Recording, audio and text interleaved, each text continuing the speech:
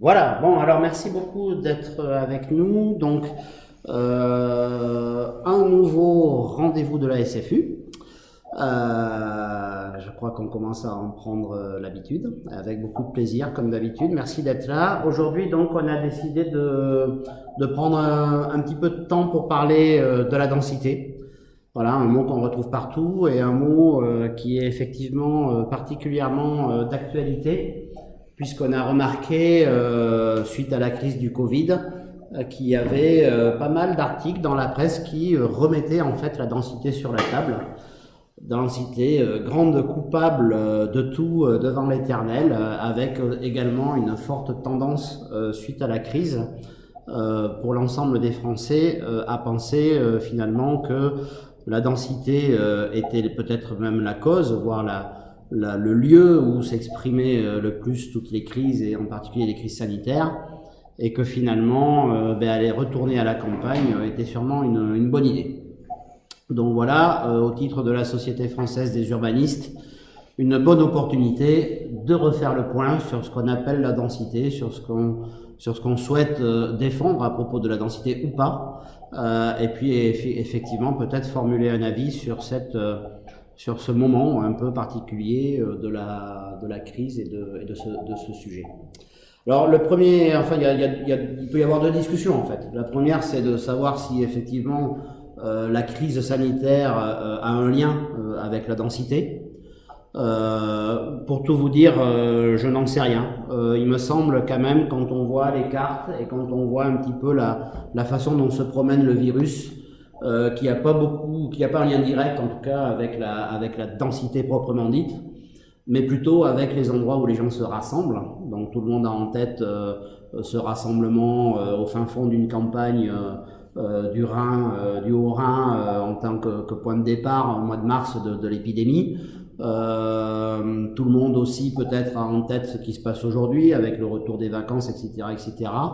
Donc finalement, effectivement, qu'il y a toujours plus de cas dans les villes les plus denses de France, et c'est un peu normal, mais finalement, peut-être qu'il n'y a pas de corrélation directe entre le lieu où les gens expriment leur maladie et puis le lieu où ils l'ont contracté. Et en fin de compte, derrière tout ça, ça met déjà un premier point d'interrogation sur la définition de la densité, parce que finalement, on parle toujours des endroits où les gens habitent, et puis on s'aperçoit qu'il y a d'autres densités qui sont plutôt les endroits où les gens se retrouvent. Et donc des mouvements de population qui font que, en fait, le terme même de densité peut avoir des définitions différentes, même en parlant des mêmes gens, peut s'exprimer différemment selon les moments, les vacances, les études, le travail, etc. Donc je commencerai le débat en disant qu'effectivement cette crise du Covid est un prétexte pour redébattre de la densité, mais je ne vais pas aller très loin aujourd'hui sur cette idée d'essayer de trouver un lien ou de le raisonner entre de la densité urbaine fixe, je dirais, du nombre de logements à l'hectare, on va dire, et un lien direct avec l'épidémie du Covid. Mais on pourra peut-être en rediscuter dans 20 minutes si j'arrive à tenir dans ce que je me suis un petit peu donné comme temps pour lancer le débat. Alors par contre, avant la crise, bon voilà, il y a énormément de littérature sur la densité, mais moi ça me faisait plaisir de lancer ce débat aujourd'hui parce que j'ai eu l'opportunité de beaucoup travailler sur la densité il y a une dizaine d'années sur l'île de la Réunion, à travers une étude qui a été financée par l'État et qui a duré 1 an et demi. Et donc je vais beaucoup m'appuyer sur cette étude pour lancer ce débat. J'ai mis ici quelques références de sites, alors bon, le site de la SFU évidemment, mais aussi des bouquins que j'ai beaucoup pris de plaisir à lire et qui, d'une certaine façon, peuvent éclairer le discours d'aujourd'hui. Finalement, sous-tendu à l'ensemble de ces lectures, à l'ensemble de ces travaux, la question de fond, c'est pourquoi, en fin de compte, est-ce que les urbanistes veulent toujours densifier, parce que quand même c'est un petit peu ce qu'on défend de façon générale, la densité en tant que bienfait pour l'humanité et comme raison d'être des villes, on va dire. Et puis pourquoi, à contrario, 90% des Français, alors Je vais plutôt parler de la France parce que je suis beaucoup moins expert à l'international, mais pourquoi 80% des Français veulent vivre à la campagne et en fait ont une réticence naturelle à la densité. Voilà, comment ça se fait que effectivement on est dans des raisonnements aussi éloignés dès que l'on parle de la densité. Et puis finalement, ces raisonnements, ils sont quand même très accrochés à une réalité quotidienne, qui fait que la France est quand même le pays de la maison individuelle, 7 millions de maisons construites depuis 70. Alors ces chiffres-là ont 10 ans, donc il faut sûrement les réactualiser, mais quand même énormément de logements traduits sous forme de maisons individuelles en France. Un étalement urbain qui, à l'époque, on considérait que tous les 7 ans, en fait, on urbanisait ou on artificialisait, pour prendre des mots un peu plus à la mode, l'équivalent d'un département. Et puis après, des faits, c'est-à-dire qu'on assiste aussi à des dédensifications des villes historiques. Pour prendre la tâche urbaine de Montpellier, où on est passé de 145 habitants à l'hectare en 60 à peu près 40 dans les années 2000. Donc une tendance. Et puis ce que nous a apporté quand même la crise du Covid, c'est il y a eu pas mal d'enquêtes au mois d'avril sur l'endroit où les gens vivaient leur confinement, et en particulier une enquête intéressante que j'avais trouvée où 63% des Français interrogés, alors c'était très dispersé, enfin c'était un sondage un peu général, disaient qu'ils avaient un jardin en fait pour vivre leur confinement. Ça ne veut pas dire que c'était leur résidence principale, mais finalement ils s'étaient retrouvés dans un jardin, que 20% avaient un balcon et que 17% des Français avaient ni l'un ni l'autre. Donc moi je sais pas, c'est quelque chose qui m'avait interpellé, parce que j'aurais jamais imaginé en fait que finalement 63%, même 83% des gens avaient soit un jardin, soit un balcon là où ils vivaient. Donc voilà, 17% n'ont ni l'un ni l'autre. Enfin, déclaré n'avoir ni l'un ni l'autre. Voilà. Donc c'est quelque chose d'intéressant. Et puis bon, cette densité, elle est quand même très liée, si on prend un peu l'autre côté de la lorgnette, à tous les enjeux de développement durable actuels. Ce que l'on peut constater quand même, c'est que la densité, elle a été générée et quasiment induite par l'automobile, par la liberté d'aller sur des distances plus longues, habiter beaucoup plus loin que son lieu de travail ou que son lieu de loisir. Et puis voilà, cette civilisation basée sur la mobilité et non pas sur l'endroit où on vit réellement, elle risque peut-être d'avoir une fin un jour, puisque voilà, la mobilité est quand même un facteur important de consommation énergétique et de consommation tout court à l'échelle du monde. D'ailleurs, au-delà de la mobilité, il y avait cette étude américaine qui avait déjà fait beaucoup parler d'elle dans les années 80, c'est 89, où des chercheurs américains avaient mis en relation en fait la densité des villes et leur consommation énergétique par habitant, et avaient démontré donc à travers cette courbe qui est quasi parfaite que moins on a des villes denses, c'est-à-dire à gauche en haut, et plus en fait elles consomment de l'énergie, au moins pour les transports. Enfin, tout ça est un peu, c'est des lapalissades, mais à l'époque ça avait été un petit peu chiffré avec des résultats de cet ordre-là. Donc voilà un premier point que je mets sur la table et que je soumets au débat d'aujourd'hui, c'est effectivement la densité en tant que solution pour le développement durable, pour la consommation énergétique, etc. Et la fin peut-être d'un cycle où effectivement on peut s'appuyer complètement sur l'automobile. Est-ce que c'est effectivement un sujet qu'il faut redéballer aujourd'hui et remettre sur la table? Alors après, il y a une chose que j'ai beaucoup étudiée donc il y a 10 ans, mais qui m'avait énormément intéressé, c'était de comprendre réellement ce que coûtait la densité. Donc ça, c'est l'étude qu'on a faite à La Réunion. Encore une fois, elle mériterait d'être redéveloppée en métropole ou dans d'autres pays, parce que je ne sais pas si les conclusions de La Réunion sont celles d'autres territoires. Mais grosso modo, il me semble quand même qu'il y a sûrement des similitudes, hein, parce que ce qu'on voit dans ces tableaux, on va pas les détailler parce que comme vous voyez, c'est quand même un peu fastidieux. Mais on avait regardé ce que coûtait un logement de 70 mètres carrés à La Réunion, en milieu, en milieu vraiment central de la capitale, Saint-Denis, en proche banlieue et puis en périurbain, c'est-à-dire à 20 km du centre-ville. Et ce qu'on remarque, c'est que les prix finaux là, de sortie, vous en avez trois en fait dans le central, c'est ce prix-là, dans le périurbain, c'est ce prix-là, et ça c'est un cas particulier à La Réunion, parce qu'à La Réunion, les gens construisent beaucoup leurs maisons sur des terrains qui appartiennent à leur famille, hein, donc ils ne payent pas le terrain. Donc la colonne de droite, là, on va l'oublier parce que c'est le prix quand on ne paye pas le terrain, qui est un cas un peu particulier à l'outre-mer et à La Réunion. Et la première conclusion, c'est que on avait vu effectivement que quand on achète, mais ça je crois que il y a eu un effet levier aujourd'hui parce qu'on le voit tous, quand on achète en centre-ville ou en banlieue, notamment dans les métropoles, bah, les prix peuvent être divisés par deux. Donc en fait, acheter un appartement à l'extérieur de la ville revient quand même beaucoup moins cher pour le citoyen, et à mon sens, c'est quand même la raison principale d'une désaffection des centres-villes et de la dédensification des villes. Alors par contre, ce qu'on avait calculé aussi, c'est le surcoût, parce que tout le monde dit, oui, les gens qui vont habiter loin des villes, certes, ils font des économies sur le logement, mais ils ont des surcoûts sur par exemple, il leur faut une deuxième voiture.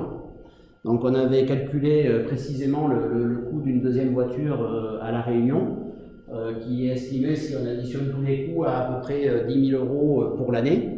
Et donc on avait fait cet examen qu'en fin de compte, l'économie réalisée pour l'achat d'un logement similaire en périurbain était rattrapée par le surcoût des mobilités entre 6 et 7 ans.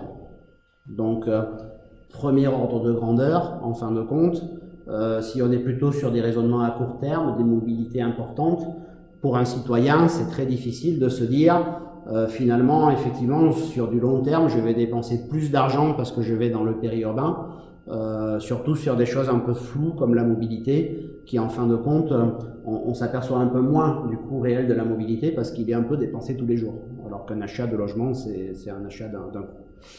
Mais grosso modo, on avait mis ça en évidence, 6 à 7 ans d'amortissement sur du périurbain, 17 ans si la personne n'achetait pas son terrain. Donc là c'est clair qu'un Réunionnais qui pouvait construire sa maison loin des villes, il faisait le choix très très vite.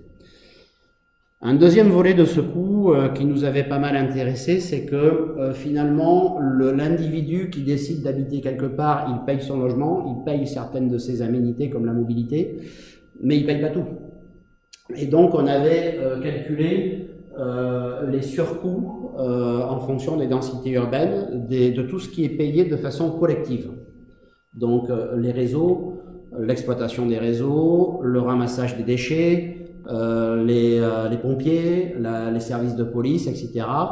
Et également les aménités, les coûts indirects environnementaux, qui ne sont pas chiffrés d'ailleurs, mais qu'on avait mis pour mémoire. Et on avait réussi en fait à partager il y avait un grand collectif avec l'État, etc. Ce qui finalement, quand on était périurbain, n'était pas assumé directement par soi-même, hein, mais assumé par la collectivité. Et en fin de compte, cette étude avait mis quelque chose sur la table d'assez important, c'est que finalement, on s'aperçoit que ce sont les gens qui habitent dans le plus de densité qui payent pour ceux qui habitent dans le moins de densité l'ensemble de ces services, pour résumer très très vite. Hein. Donc ça, c'était un point qu'on avait chiffré, donc je ne m'attarde pas sur les chiffres. Ce sont des surcoûts, donc vous voyez 17 000 € de surcoûts si on habite en périurbain, etc. etc. Pardon. Et puis troisième volet, on avait mis le doigt sur quelque chose que personne ne chiffre jamais, c'est-à-dire la gestion patrimoniale et le coût de renouvellement des réseaux. Donc eux, alors à La Réunion, hein, je pense que c'est quand même assez pareil en métropole, ils ne sont pas budgétés. Donc en fait, la périurbanisation occasionne aussi des surcoûts de réseaux, d'entretien, de routes, etc., qui sont directement transférés en termes de dettes sur les générations futures, qu'on avait chiffré donc à l'époque, hein, c'est-à-dire que En fait, il faudrait, quand on construit des réseaux en périurbain, économiser à peu près 3 à 4% du coût des réseaux chaque année pour les entretenir dans le futur. En fait, ce ne sont pas les mêmes caisses, ce ne sont pas les mêmes budgets. Et donc, comme aux États-Unis aujourd'hui, mais nous ça va venir puisqu'on a des infrastructures qui sont 20 ans plus jeunes à peu près qu'aux États-Unis, on se retrouve avec une gestion patrimoniale finale très importante en termes de coûts qu'on n'a pas budgété et donc qui est transférée sur les générations futures. Et ça, c'est quelque chose qui nous avait beaucoup intéressé à La Réunion parce que finalement, c'est ce qui avait le plus intéressé les populations quand on parlait de la densité. C'était pas tellement le coût direct, etc. Bon, après tout, que tout le monde paye le coût d'un équipement loin des villes, ça semblait acceptable. Mais quand on commençait à dire qu'en fait, on était en train d'accumuler des millions et des millions de dettes sur les générations futures, c'est quelque chose qui peut parler. Donc ça, c'était le deuxième point, cette analyse sur le coût de la densité, qui paye quoi et comment tout ça se fonctionne. Et puis un autre point, donc, c'est finalement la densité, à partir du moment où on veut considérer que c'est une bonne chose, comment ça se fait que personne ne l'aime? Voilà, qu'on n'arrive pas à partager une valeur autour de la densité avec le plus grand nombre. Donc plusieurs éclairages, je vais aller très vite parce que c'est, je pense, l'objet du débat d'aujourd'hui. Le premier éclairage, c'est que la densité n'est jamais là où l'on croit. L'exemple typique, c'est, je ne sais pas si vous reconnaissez ces deux villes, donc petite interrogation. Alors celle de droite. De droite, c'est plus facile. Alors On n'est pas loin. Bon, c'est Paris. Celle de gauche. Celle de gauche, c'est plus difficile. Elles se ressemblent. Oui, elles se ressemblent, elles ont exactement la même superficie en termes de poche urbaine. C'est Tokyo.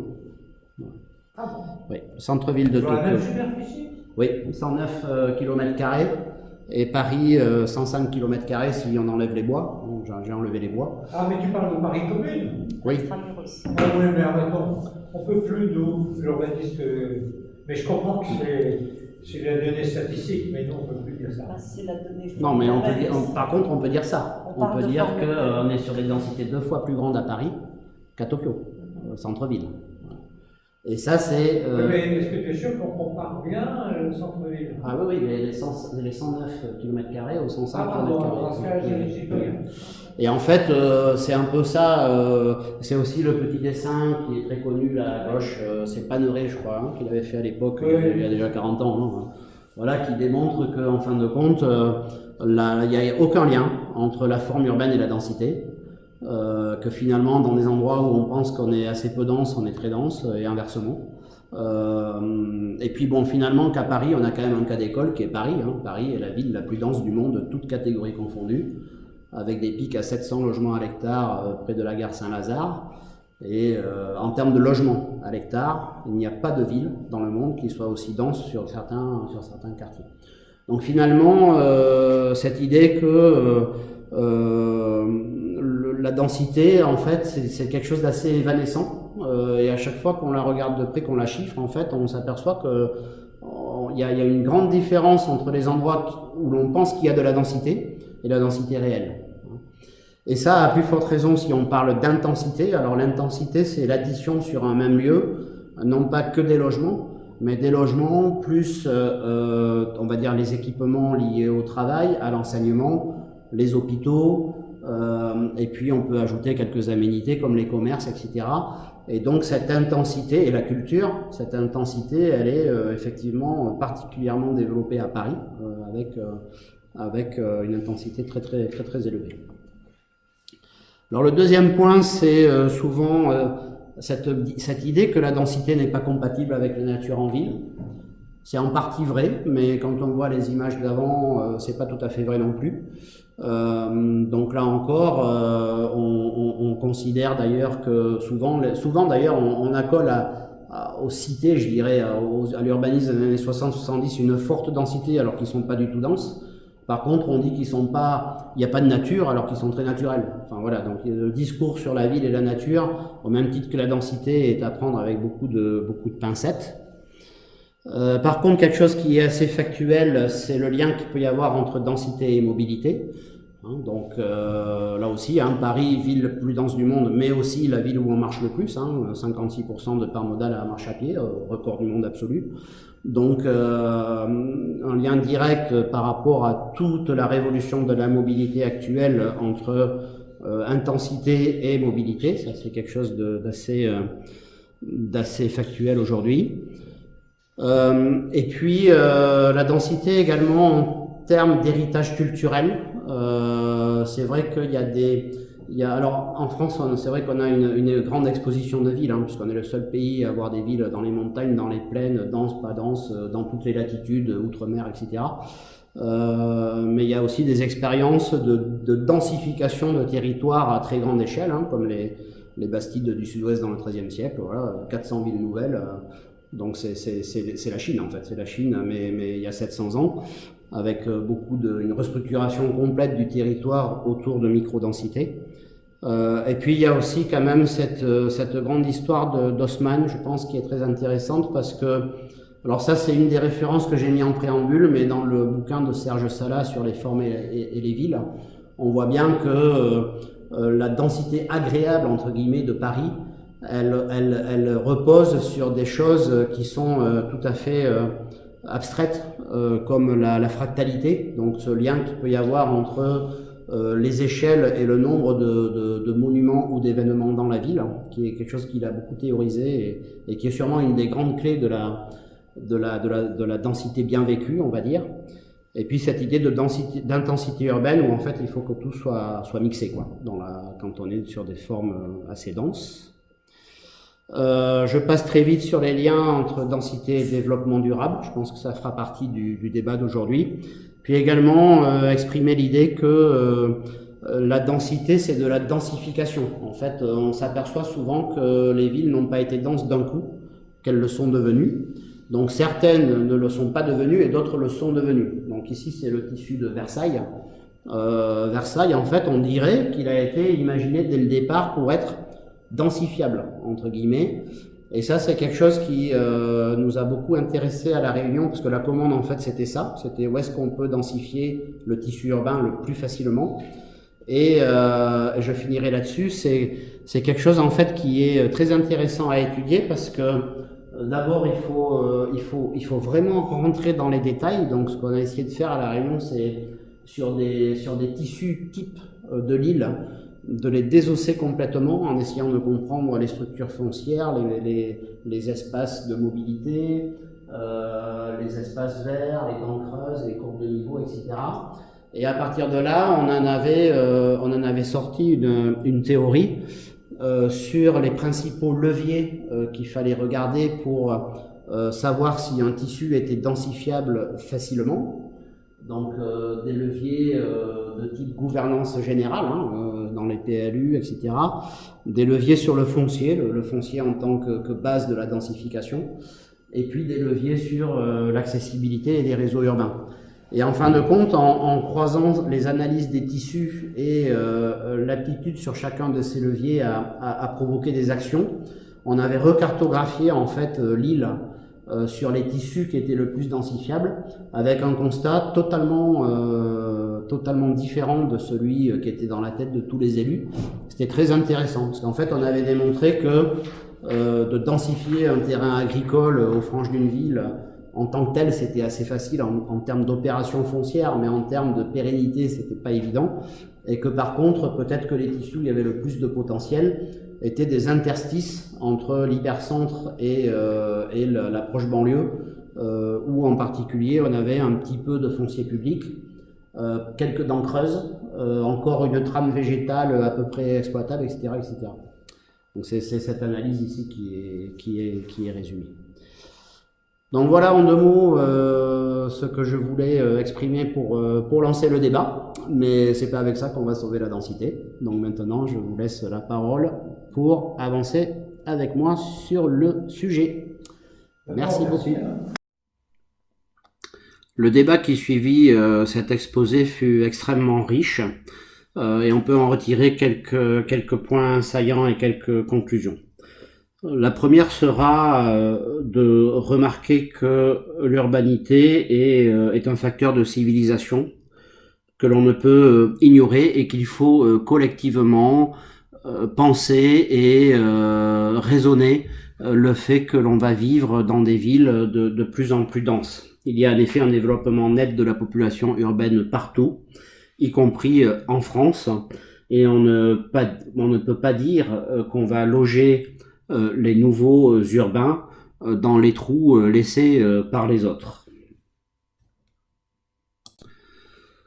Beaucoup d'avis et de développement ont été par ailleurs apportés sur la valeur foncière de la ville, ses particularités, car elle ne suit pas du tout les lois des autres marchés, et finalement parfois ces aspects pervers sur la dédensification des centres urbains.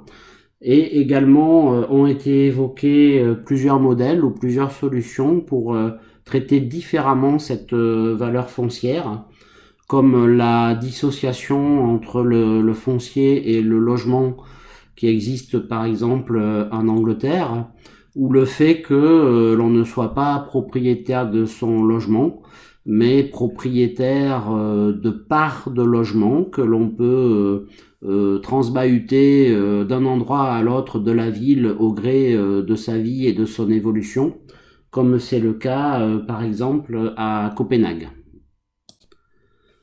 En effet, a été partagée l'idée que, au-delà des aspects de la densité, ce qui compte le plus, c'est la recherche d'un cadre de vie agréable et acceptable, et donc que, à l'échelle d'une vie, des individus peuvent vivre des périodes de leur vie dans des milieux très denses et d'autres dans des milieux moins denses, et que finalement cette adaptation à des besoins et à des envies différentes selon les moments est sûrement la clé d'un regard différent sur la densité et sur la façon de la travailler.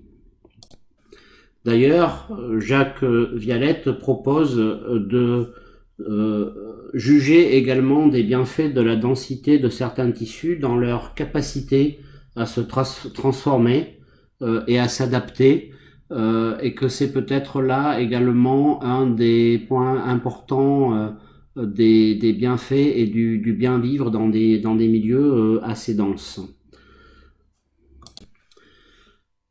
Une autre clé des bienfaits de la densité réside dans la mixité de toutes les aménités de la ville en un même lieu, et c'est là où en fait on parle davantage d'intensité que de densité. À ce propos, Bruno Ferracci fait remarquer que généralement plus l'emploi est concentré et plus la ville s'étale, et qu'à contrario plus l'emploi est dispersé et plus elle est compacte. Ce qui fait dire que, en fin de compte, cette intensité, cette mixité des usages et des aménités dans la ville est sûrement la clé d'une densité bien vécue. Importance du bien-être en ville et mixité reviennent beaucoup dans le débat, et Jean-Claude Gaglietti fait remarquer à ce propos le savoir-faire anglo-saxon qui consiste à beaucoup se préoccuper du bien-être, quels que soient les tissus urbains, et à inventer en fait des formes de densité qui maintiennent des sortes de distance, de distanciation entre les voisins, et qui permet de ce fait d'inventer des densités extrêmement positives. Pour raisonner sur des échelles plus larges, Bruno Ferracci remarque que la densité n'est pas la solution miracle à la fin de l'étalement urbain, que les choses sont vraisemblablement beaucoup plus complexes, et que finalement la densité toute seule ne vaut pas grand-chose, et qu'il faut en fait toujours raisonner à cheval entre la densité et l'étalement urbain qui l'accompagne parfois. À ce propos, a été remarqué pendant le débat que sur l'étalement urbain en question, certaines études démontrent que ce n'est pas le logement, mais plutôt la logistique par exemple, ou la petite industrie, qui aujourd'hui contribue dans certaines régions le plus à l'artificialisation des sols. Ce sujet, aujourd'hui largement débattu en France, de l'artificialisation, est donc à traiter et à raisonner sur l'ensemble des usages humains, y compris l'agriculture, et non pas sur la simple opposition de la densité urbaine versus fin de l'étalement urbain. Chantal Guillet souligne l'importance de raisonner également sur l'ensemble du cycle de la vie d'un individu, de l'évolution de la vie de famille, qui en fin de compte occasionne selon les moments des besoins en logement et même en service, plus ou moins grands, plus ou moins importants, plus ou moins qualitatifs, et donc de permettre ces changements dans la vie, dans les villes, de façon à ne pas repousser hors des villes, en fin de compte, les individus dès qu'ils ont des besoins différents que ceux qui les ont invités en fait à vivre dans plus de densité. Finalement, on ressort de ce riche débat avec une liste de points saillants et de points de convergence entre l'ensemble des auditeurs important et surprenant d'ailleurs par rapport à ce que chacun avait en tête au début de la conférence. Et est venu également sur la table du coup le rôle des urbanistes qui finalement parlent beaucoup plus à des élus qu'à des citoyens. Et donc la difficulté qu'il y a à vulgariser et à partager avec le grand public les enjeux actuels et futurs de la densité, et le travail qu'il faut fournir pour la vulgariser. Et donc l'ensemble de la SFU compte sur Wilfried Duval qui est venu donc avec beaucoup d'énergie et beaucoup d'excellentes propositions enrichir ce débat. Wilfried donc ayant une société qui s'appelle Urba Paris, et qui s'attache donc à vulgariser sous forme de films et de vidéos les enjeux de la ville d'aujourd'hui. La SFU remercie tous les participants à ce riche débat, à ce débat dense et intense, et nous vous disons donc à très bientôt pour une nouvelle rencontre de la SFU.